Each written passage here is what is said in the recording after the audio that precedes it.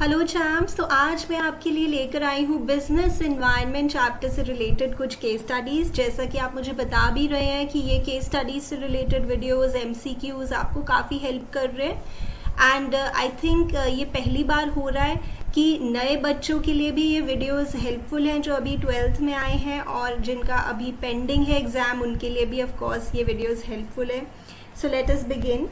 पहले क्वेश्चन पढ़ रहे हैं as always, identify and explain the two dimensions of business environment. Okay, so इस चैप्टर में बच्चों को जनरली क्या प्रॉब्लम आती है कि डायमेंशंस या एलिमेंट्स ऑफ बिजनेस एनवायरनमेंट, जिसका निमोनिक है स्लेप्ट, वो पहचानने में कई बार प्रॉब्लम होती है, जैसे सोशल, लीगल, इकोनॉमिक, पॉलिटिकल और टेक्नोलॉजिकल। हमें दो डायमेंशंस पहचाननी है केस स्टडी में से और एक्सप्लेन भी करना है। So remember that Mahindra Agro Limited started a new venture for distribution of harmful and chemical fertilizers-free vegetables.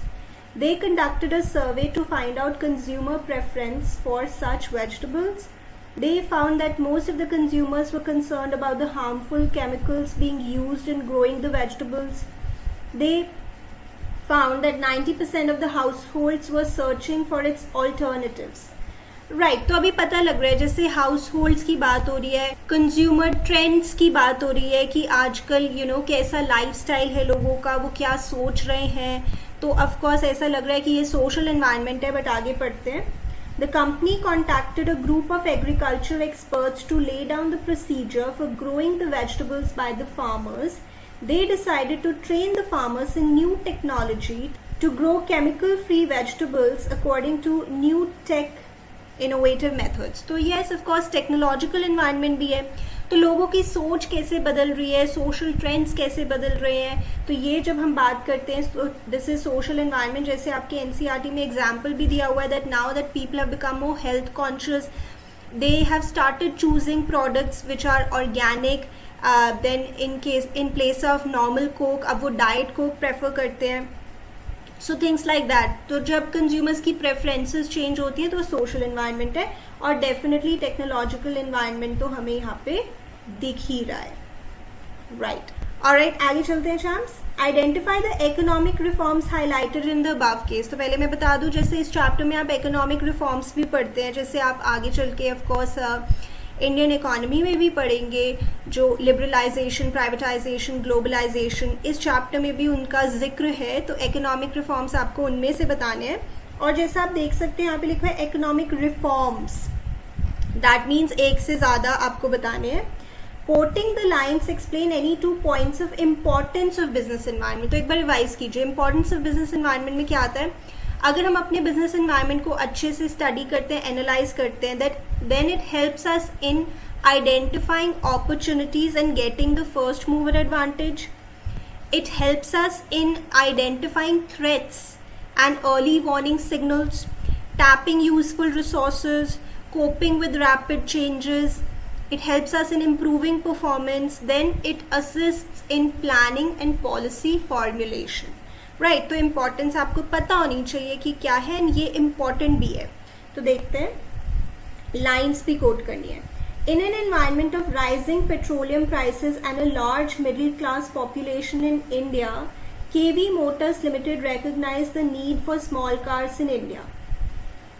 इससे ज़्यादा रेलेवेंट एग्जाम्पल और क्या होगा। ये तो आपकी एनसीईआरटी का भी एग्जाम्पल है कि मारुति सुजुकी ने उस दौर में पहचाना अर्ली 90s में कि मिडिल क्लास पॉपुलेशन बढ़ रही है, स्मॉल फैमिलीज़ का कल्चर बढ़ रहा है और पेट्रोल प्राइसेस भी बढ़ रहे हैं, तो लोगों को एक स्मॉल कार, फैमिली कार की ज़रूरत है, इसलिए they came out with Maruti 800।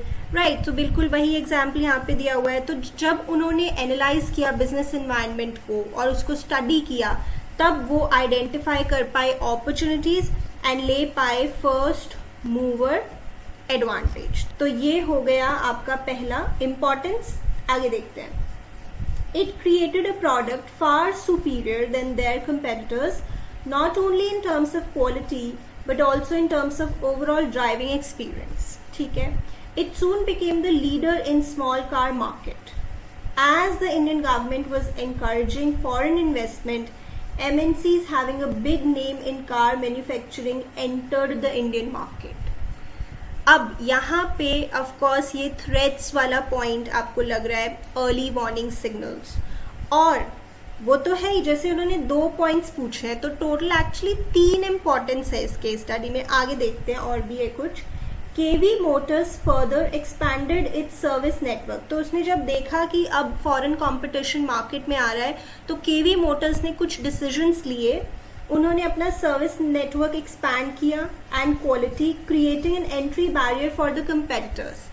उन्होंने कंपेटिटर्स के लिए एक बैरियर बना दिया, अपनी क्वालिटी बहुत इम्प्रूव करी, अपना सर्विस नेटवर्क इतना एक्सपैंड कर दिया कि लोगों का एक विश्वास बने उनके ब्रांड के ऊपर।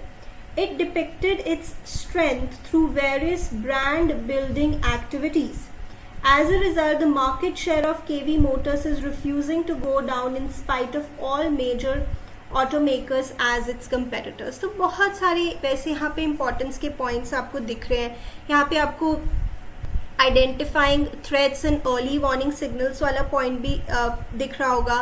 देन जो आपने स्टेप्स लिए थ्रेट को देख के, जो फिर आपने डिसीजंस लिए, that is assisting in planning and policy formulation वाला भी।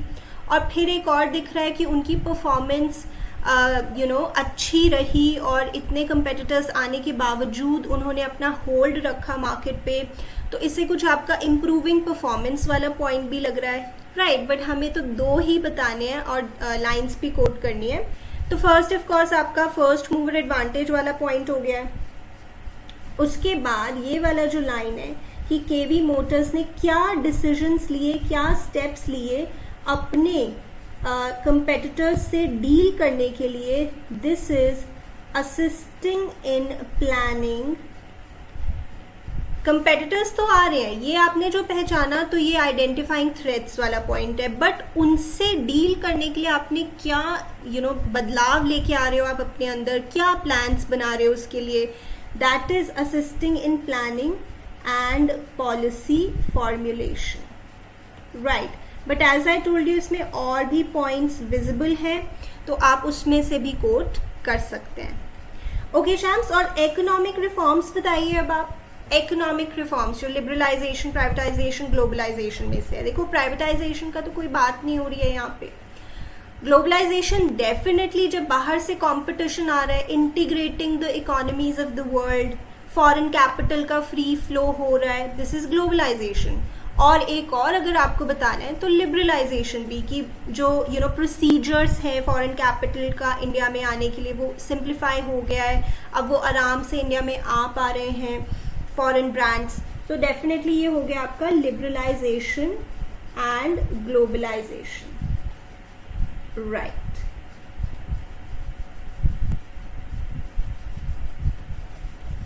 Okay champs, moving on. इसमें हमें we have to state the feature of the concept discussed in the above paragraph. ध्यान दीजिए, मैं हमेशा बताती हूँ कि जो कॉन्सेप्ट जब वो आपसे पूछते हैं तो उसका कोई एग्जैक्ट आंसर नहीं होता। कोई भी चीज़ हो सकती है वो पूरे चैप्टर में या इनफैक्ट पूरी बुक में, बट यहाँ पे पूछ रहे हैं फिर उस कॉन्सेप्ट के फीचर्स। तो ऐसा आप सोचेंगे कि अच्छा किस किस चीज़ के फीचर्स दिए हुए हैं, राइट। आगे देखते हैं, और इसकी आपको इम्पोर्टेंस भी बतानी है इस कॉन्सेप्ट की। जो कॉन्सेप्ट है उसके फीचर बताना है। State the feature which has been discussed और any 4 points of importance. Concept का एक पर्टिकुलर फीचर बताना है जो इस केस स्टडी में है, और उस कॉन्सेप्ट की कोई भी 4 इम्पोर्टेंस बतानी है, right. Konark Limited is an electronics good manufacturing enterprise situated in Shivpuri, Madhya Pradesh. It is earning a very low revenue in comparison to a competing electronic goods manufacturing enterprise, Nova Limited, situated in Mumbai. Both Konark's and Nova's operations are affected directly by investors, customers, competitors and suppliers, which are unique to their respective locations. In addition to this, individual firms of this field are affected indirectly by the factors like money supply in the economy, composition of the families, technological changes, etc. आप मुझे बता सकते हैं। पहले तो concept है यहाँ पे बिजनेस एनवायरनमेंट, और उसका जो एक स्पेसिफिक फीचर है जिसके बारे में यहाँ पे बात हो रही है, that is specific and general forces. बहुत क्लियरली पता लग रहा है अगर आपने अच्छे से पढ़ा है कि एक बिजनेस को बिजनेस एनवायरनमेंट अफेक्ट तो करता ही है, बट उस बिजनेस एनवायरनमेंट में कुछ स्पेसिफिक फोर्सेस होती हैं जो हमें डायरेक्टली इम्पैक्ट करती हैं, जैसे हमारे इन्वेस्टर्स, हमारे कस्टमर्स, हमारे सप्लायर्स, हमारे कंपेटिटर्स, और कुछ चीज़ें हमें इनडायरेक्टली अफेक्ट करती हैं, जैसे पॉलिटिकल एनवायरनमेंट क्या चल रहा है या फिर लीगल एनवायरनमेंट क्या चल रहा है, ये हमें इनडायरेक्टली अफेक्ट करती हैं। एक मैं और एग्जाम्पल देती हूँ स्पेसिफिक और जनरल फोर्सेस का। फॉर एग्जाम्पल, आप एग्जाम देने गए और एग्जाम डिफिकल्ट आया, पेपर डिफिकल्ट आया, ये एक ऐसी चीज है जिसने सबको इम्पैक्ट किया है। It is a general force, इसने सब बच्चों को इम्पैक्ट किया है। और भगवान ना करे एग्जाम देने जिस दिन आप गए हैं आपकी तबीयत बहुत खराब हो गई है, ये एक ऐसी चीज है जो सिर्फ आपको इम्पैक्ट कर रही है। So this is a specific force और ये आपको डायरेक्टली इम्पैक्ट कर रही है, राइट। सो हमारे एनवायरनमेंट में कुछ स्पेसिफिक फोर्सेस होती हैं, कुछ जनरल फोर्सेस होती हैं। स्पेसिफिक फोर्सेस हमें डायरेक्टली इमिडिएटली अफेक्ट करती हैं और जनरल फोर्सेस हमें इनडायरेक्टली अफेक्ट करती हैं। I show you this from your book also here champs. देखिए, specific and general forces. Business environment includes both specific and general forces. Specific forces such as investors, customers, competitors, suppliers affect individual enterprises directly and immediately in their day-to-day working.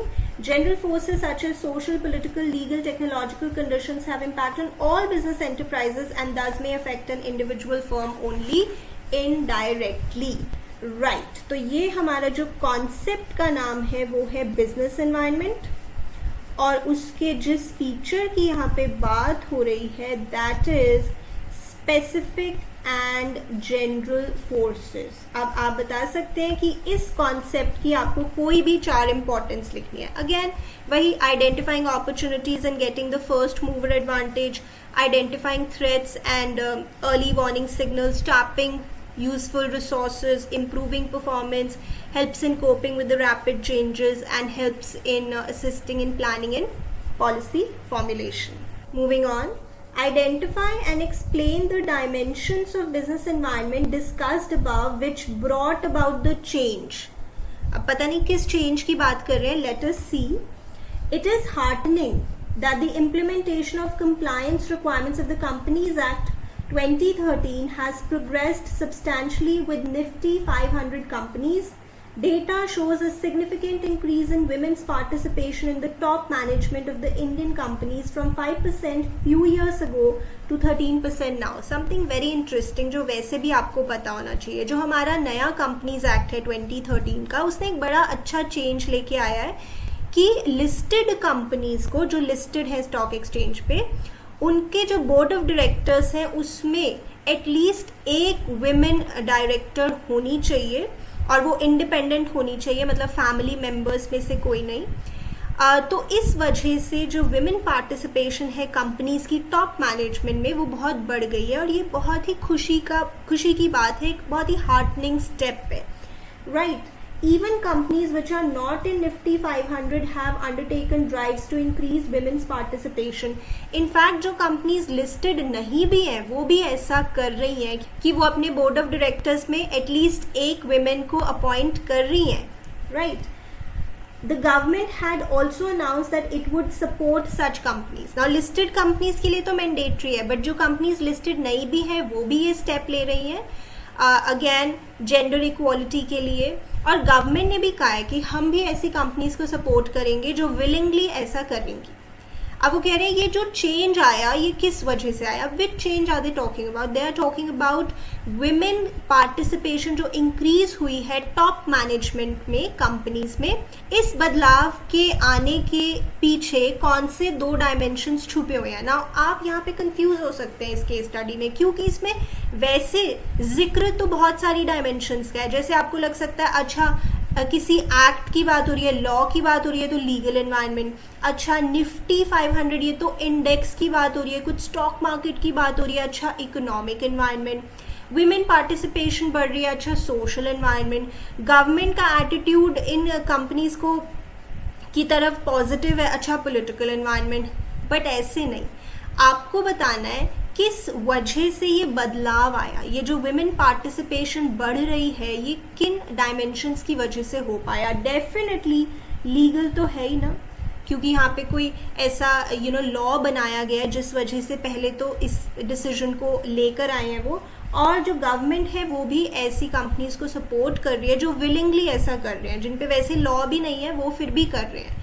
तो वैसे आपको याद होगा जो political environment है उसमें ये हम पढ़ते हैं कि गवर्नमेंट का जो एटीट्यूड है टुवर्ड्स वेरियस बिजनेसेस वो कैसा है, ये पॉलिटिकल एनवायरनमेंट में हम स्टडी करते हैं, राइट। तो गवर्नमेंट का एटीट्यूड पॉजिटिव है ऐसी कंपनीज को लेके, इस वजह से भी ये बदलाव आ पाया। So this is political environment. बहुत ध्यान से सुनना पड़ेगा आपको, किस वजह से ये बदलाव आ पाया। ऑफकोर्स एक्ट की वजह से, क्योंकि उसमें ऐसा उन्होंने प्रोविजन रखा है, और दूसरा क्योंकि गवर्नमेंट भी सपोर्ट कर रही है ऐसी कंपनीज को जो विलिंगली आगे आ रहे हैं इस फील्ड में, right. Okay champs, let's see. Identify and state the component of business environment. देखिए बच्चे, कंपोनेंट, डायमेंशंस, एलिमेंट्स, ये सब उसी के लिए यूज किया जाता है। As I told you, SLEPT is the mnemonic, social, legal, economic, political, technological environment के लिए। तो उसमें से कोई एक कंपोनेंट हमें बताना है। State any two features of business environment. Features revise करते हैं, और इसका हमने ऐसे निमोनिक बनाया हुआ है, sit in car and go to DU। कैसे? Specific and general forces, interrelatedness, totality of external forces, complexity, relativity, dynamic, uncertainty. ये फीचर्स है बिजनेस एनवायरनमेंट के, देखेंगे जो केस स्टडी में मेंशन्ड है। Also state 2 points of importance of business environment. मैं repeatedly आपको रिवाइज करवा रही हूँ ये चीज। Identifying opportunities in getting the first mover advantage, identifying threats and early warning signals, tapping useful resources, improving performance, helps in coping with rapid changes, and assisting in planning and policy formulation. देखते हैं। Naman and Govind, after finishing their graduation under vocational stream, decided to start their own travel agency which will book rail tickets and air tickets on commission basis. ठीक है, तो उन्होंने कुछ travel agency start करने का सोचा है। They also thought of providing tickets within 10 minutes through the use of internet. They discussed the idea with their professor, Mr. Mehta, who liked the idea and suggested them to first analyze the business environment, which consists of investors, competitors, and other forces like social, political, etc., that may affect their business directly or indirectly.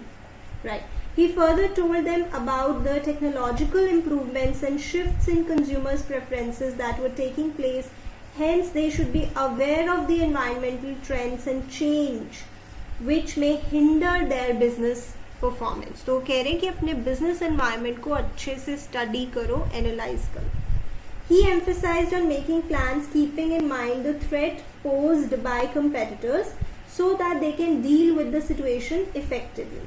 This alignment of business operations with the business environment will result in better performance. Right. सबसे पहले तो हम component की बात कर लें। जो एक component dominate कर रहा है पूरी case study को, that is technological environment, क्योंकि वो जो अपनी travel agency है उसको बहुत ही innovative बनाना चाहते हैं, इंटरनेट का यूज करना चाहते हैं, तो डेफिनेटली यहाँ जो component है वो है technological एनवायरनमेंट। ओके, फीचर्स की बात करें, ध्यान से देखना पड़ेगा। एक तो यहाँ पे मैं आपको बुक में भी दिखाती हूँ जो फीचर्स है बिजनेस एनवायरनमेंट के, कि जो कंज्यूमर की प्रेफरेंसेस हैं वो कितनी जल्दी बदलती हैं, जो टेक्नोलॉजी है वो कितनी जल्दी बदलती रहती है। यहाँ पे चैम्प्स हमें फीचर्स बताने हैं। यहाँ पे आ रहा है टेक्नोलॉजिकल इम्प्रूवमेंट्स, शिफ्ट्स इन कंज्यूमर प्रेफरेंसेस, इतना तेजी से चीजें बदलती रहती हैं। तो कौन सा फीचर है बिजनेस एनवायरनमेंट का? डेफिनेटली यहाँ पे एक तो हो गया डायनेमिक, एज इट इज हमारी NCERT से यहाँ पे वर्ड्स हैं जैसे these, right, dynamic in nature. और देखते हैं, ओके, फिर उन्होंने जैसे कहा है कि कुछ चीजें आपको डायरेक्टली इम्पैक्ट करेंगी, कुछ इनडायरेक्टली इम्पैक्ट करेंगी। अभी हमने डिस्कस किया था थोड़ी देर पहले, आप बताइए। That is specific and general forces, हमें दो अपने फीचर्स भी मिल गए हैं, specific and general forces, right बच्चे। और जो इम्पोर्टेंस है ना, अगेन इसमें बहुत सारी हमें मिल सकती हैं, बट जो डोमिनेंट है, एक तो जैसे उन्होंने कहा कि आप देखो कि आप थ्रेट्स वर्ड भी आ गया कि कंपेटिटर्स के आने से थ्रेट्स क्या हो सकते हैं, कैसे आप उससे डील कर सकते हैं अच्छे तरीके से। तो identifying threats and early warning signals, एक तो ये हमें पता लग रहा है इम्पोर्टेंस में। और देखते हैं इम्पोर्टेंस, जैसे मैंने आपको रिवाइज भी करवाई थी। ओके चैम्प्स, जैसे यहाँ पे लिखा है हिंडर देयर बिजनेस परफॉर्मेंस, इससे भी हमें थ्रेट्स पता लग रहा है, क्योंकि थ्रेट्स क्या होते हैं, जो नेगेटिव ट्रेंड्स होते हैं जो हमारी परफॉर्मेंस हिंडर कर सकते हैं। और यहाँ पे उन्होंने कहा है, अच्छा उन्होंने देखो ध्यान से बच्चे केस स्टडी में कहा है कि जो प्रोफेसर मेहता ने आपको इम्पोर्टेंस स्टेट किया है वो बताओ। तो मिस्टर मेहता की बात यहाँ से स्टार्ट हो रही है। पहले उन्होंने कहा कि एनवायरनमेंट को आप एनालाइज जरूर करना, उसमें कुछ फोर्सेस डायरेक्टली आपको इम्पैक्ट करेंगी, कुछ इनडायरेक्टली, तो ये स्पेसिफिक एंड जनरल फोर्सेस हो गया। फिर वो बहुत डायनेमिक होता है, बहुत तेजी से चेंज होता है। फिर उन्होंने कहा कि एनवायरमेंटल ट्रेंड्स को अच्छे से स्टडी करना, कुछ ऐसी उसमें बातें हो सकती हैं जो आपकी परफॉर्मेंस हिंडर कर दें, तो थ्रेट्स वाला पॉइंट है। और ही emphasized on making plans keeping in mind the threats posed by the competitors। तो बताइए कौन सी और इम्पोर्टेंस आपको पता लग रही है यहाँ पे। helps in assisting in planning and policy formulation, कि आपको प्लान्स भी बनाने चाहिए। keeping in mind your competitors, right। Okay वैसे तो इस लाइन से आप ये भी कह सकते हैं it helps in improving performance, कि it results in better performance, but दो ही पॉइंट्स बताने इंपॉर्टेंस को, तो these are fine. Okay champs, तो हमने कुछ केस स्टडीज डिस्कस की हैं बिजनेस एनवायरनमेंट से रिलेटेड, बट इतनी सारी और केस स्टडीज बन सकती हैं। तो अगर आप चाहते हैं कि मैं एक और वीडियो लेकर आऊँ इसी चैप्टर से रिलेटेड, तो do let me know, because there can be numerous case studies जो हम डिस्कस कर सकते हैं। तो अगर आपको इस वीडियो से हेल्प मिली तो ज़रूर बताइए, मैं एक और वीडियो लेकर आऊँगी, बिजनेस एनवायरनमेंट की केस स्टडीज डिस्कस करेंगे। आई होप आप अच्छे से पढ़ाई कर रहे हैं बच्चे। I wish you all the very best and I will see you in my next video.